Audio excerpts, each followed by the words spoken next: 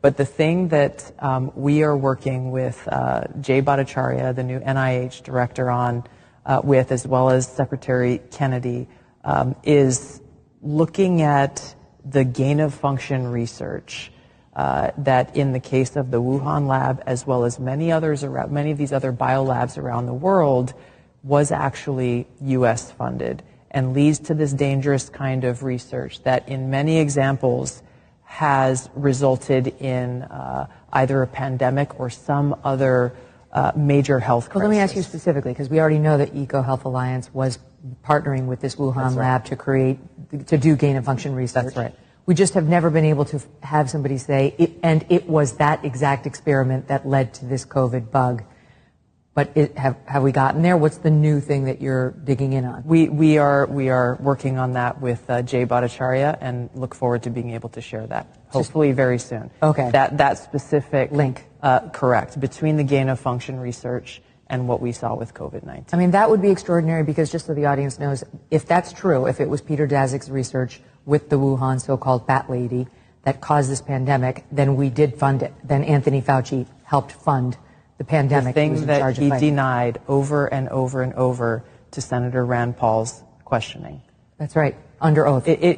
Under oath, exactly. So is it any wonder that he sought a preemptive pardon for anything during a certain period of time by President Biden before he left office? And then strong-armed and smeared people like Dr. Jay Bhattacharya, anybody who came out and said, I don't know if that's natural. This actually smacks of lab.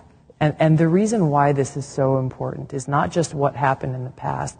It's because this gain-of-function research is happening in biolabs around the world. I got attacked, and I think you saw this. We've probably talked about it on your show before, when I warned against U.S.-funded biolabs in Ukraine when the Russia-Ukraine war kicked off for this very reason. Who knows what kinds of pathogens are in these labs, and if released, could create another COVID-like pandemic.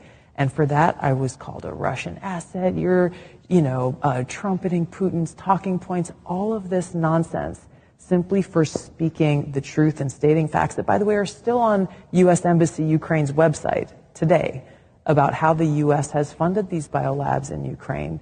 But my point is, in order to prevent another COVID-like pandemic or another major health incident that could affect us in the world, we have to end this gain-of-function research and provide the evidence that shows exactly why and how it's in our best interest, the American people's best interest, to bring about an end to it.